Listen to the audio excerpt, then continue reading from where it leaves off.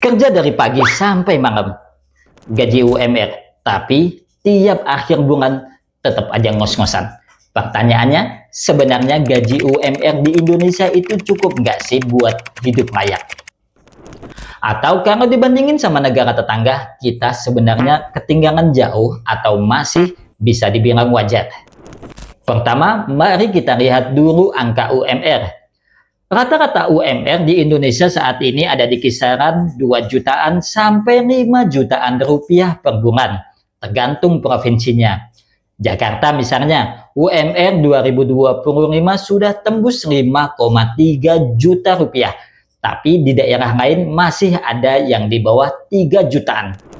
Sekilas kelihatan oke, tapi mari kita bandingkan dengan biaya hidup.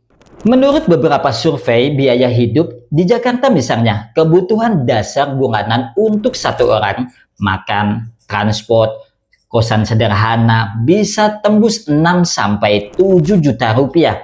Artinya gaji UMR aja udah defisit sebelum menabung, apalagi kalau punya tanggungan keluarga. Sekarang kita bandingkan dengan negara Malaysia dan Thailand. Di Malaysia, gaji minimum nasional itu sekitar 1.500 ringgit atau setara 5 juta rupiah. Miriplah dengan Jakarta, tapi bedanya biaya hidup di Kuala Lumpur untuk kebutuhan pokok masih lebih rendah dibanding Jakarta. Makan di luar bisa lebih murah, transport publik lebih rapi, dan ada subsidi pemerintah yang terasa.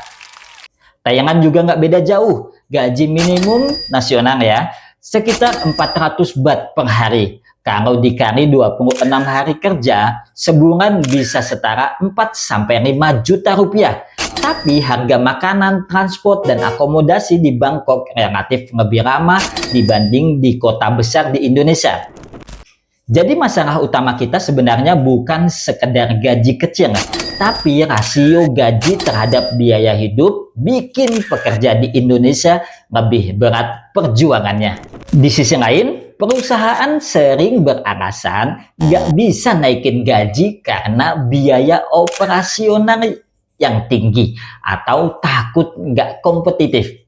Padahal kalau pekerja dibayar terlalu minimum, produktivitas juga nggak bisa maksimal.